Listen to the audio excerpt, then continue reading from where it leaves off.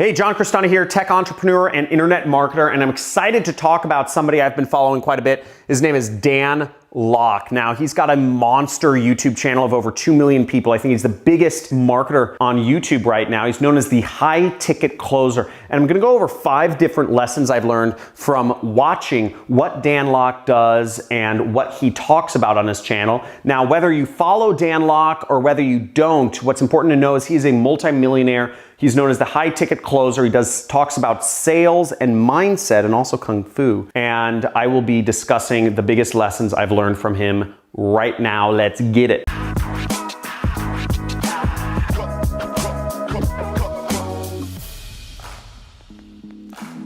John Crestani here, and I'm going to be talking about the 5 biggest lessons I've learned from Dan Lok. Now, if you follow him, let me know down below in the comments. If you follow him, if you have no idea who he is, let me know in the comments as well. But let's get straight into the first lesson of 5 that I've learned from Dan Lok. So first off, adversity is an advantage. Now, what does saying adversity is an advantage mean? Well, it means if you grew up poor, you have kids running around a house and you can't focus, you have medical conditions, you have family members with medical conditions, you have poor internet access, let that be fuel to create success for yourself. If you have it easy in life, I grew up privileged, I grew up around a lot of successful people. They have no fuel and they're not successful. Most of them are not successful. They're never going to be successful because they never had any reason to persevere. They never had any adversity. They never had obstacles to work through. Working through obstacles is what makes us. Oprah Winfrey grew up poor and got raped as a child, and she was able to go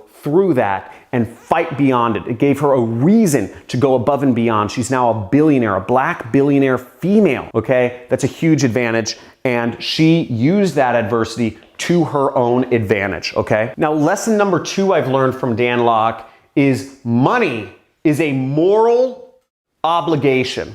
Why is money a moral obligation? Now, the reason money is a moral obligation is because you have an obligation to take care of your family. You have an obligation to take care of your friends. You have an obligation to provide for those around you. And if you can make money, if you know how to make money, you have a moral obligation to yourself, your friends, and your family members to make it. This is a moral obligation. Money is what fuels our lives. Unless you farm your own food, and you're probably not watching this channel. But the point is, you need money. So make it an obligation. Don't make it I'm gonna try. Because if you try, I'm gonna try to raise my hand. It doesn't move, but I'm trying. But I'm gonna raise my hand, and I just did it. So make it a moral obligation. Don't try to make money, make it. Lesson number 3 I've learned from Dan Lok is save yourself first, okay?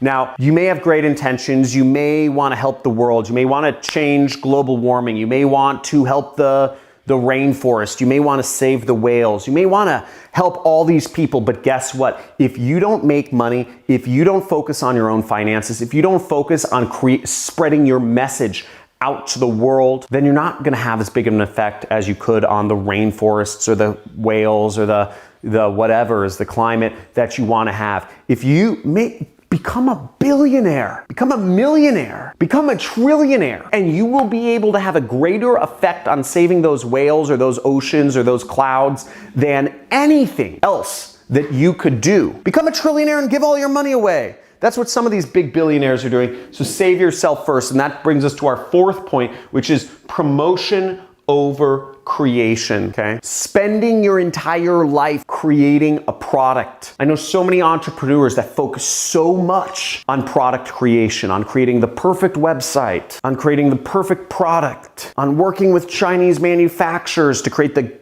great prototype that they could start selling. But it doesn't matter unless you can promote it. And you see this with people like Elon Musk. Okay, yes, he focuses a lot on creation. But when did he start selling the Tesla? Before it was even created. He pre-sold 250,000 Teslas before they were even created. And from that money, from pre-selling it, from promoting his product, before it was even created, he was able to get even more money to create his dream product, which is the Teslas, the Tesla motor stuff. So promote versus create. And we actually see this a lot among startups, okay? Startups out here in California, they will raise $5 million because they're so focused on promoting their vision. They focus on creating their pitch deck, promoting their vision before even creating the product themselves. The companies already have $5 million in the bank before they even start creating the product because their founders are just out there pitching people on their vision, their grand vision for the world. And you can do the same. Focus on promoting yourself. You could just have a vision for what can become. You could have an idea. You can be in the creation process, whatever point you're at. Sell, promote, get stuff out there. And that brings us to point number 5 that I've learned from Dan Lok, which is master, don't dabble. Dan Lok is known as the high ticket closer because he's focused on selling. And he's focused on selling big, particularly. He's focused on one thing, selling big. And he's been able to make a lot of money doing so. He's focused on one promotional channel only, YouTube. He's not focused on being big on Facebook. He's not focused on being big on Snapchat, Instagram, TikTok, etc.